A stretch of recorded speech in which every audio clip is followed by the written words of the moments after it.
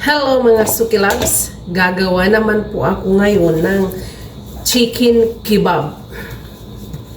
Ito po ay mga dinner ng mga bossing ko.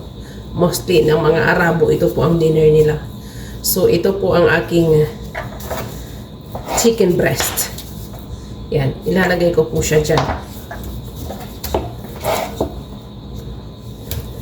Ito po, ginigiling ko na siya.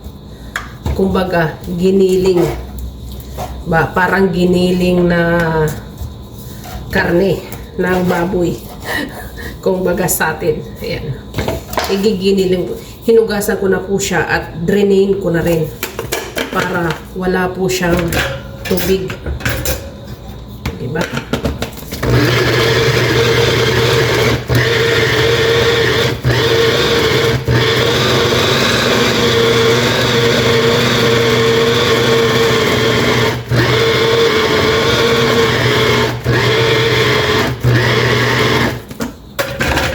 Ko lang kung napino na siya. So, ayan. Pino na po siya. Saan yung aking See? Ayan po siya.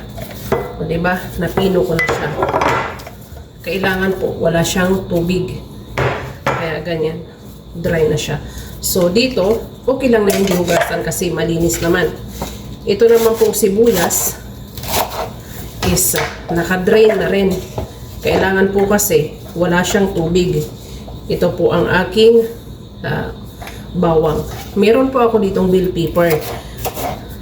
Ito po, pwede siyang green na pepper. Pwede yung red, pwede yung green. Yung iba po talaga, ang ginagamit nila is yung green. Kasi yung red. Kasi para red yung itsura ng karne. Ganun po siya. So, dito po, pwede na ako maglagay dito ng paprika.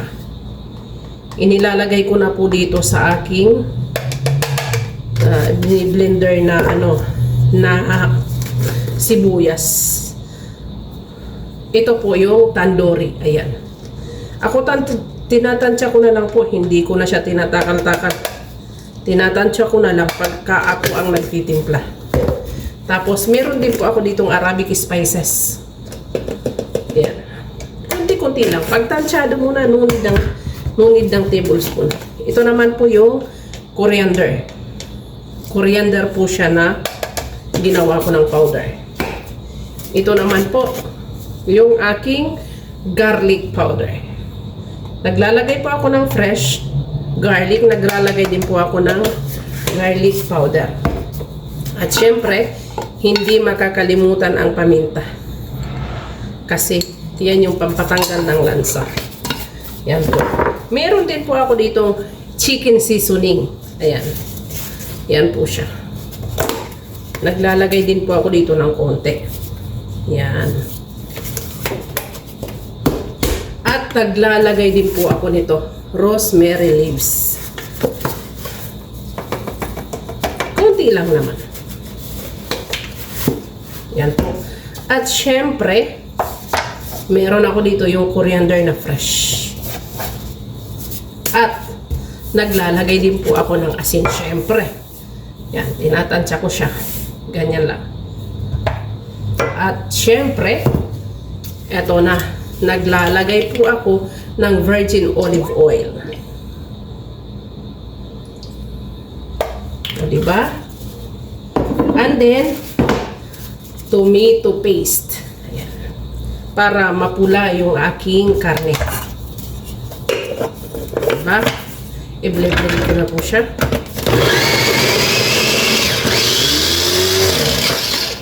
Kailangan po, pino talaga siya. Kaya kailangan i-check ko yung aking blender. Kung napipino ba ang aking ingredients.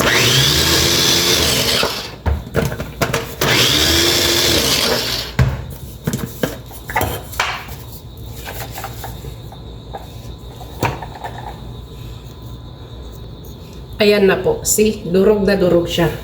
Yan po yung texture niya. Lalagay ko siya dito. Ihalo ko siya. yun. Nabasag na. Pero basag na siya talaga. Natuluyan. Aray ko, ang anghang pala ng sibuyas ko. Maanghang sa mata.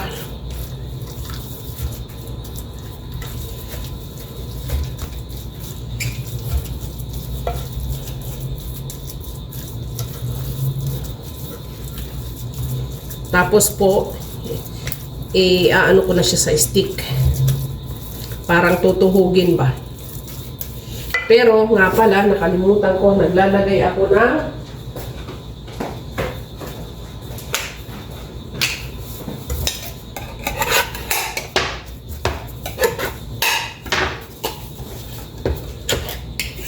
ito po, naglalagay po ako ng kaunting breadcrumbs.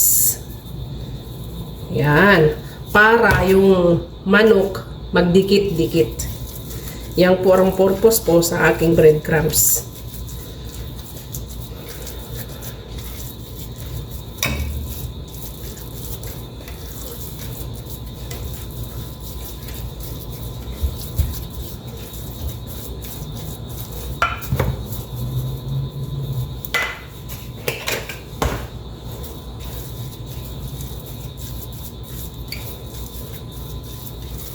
See? Ganyan siya.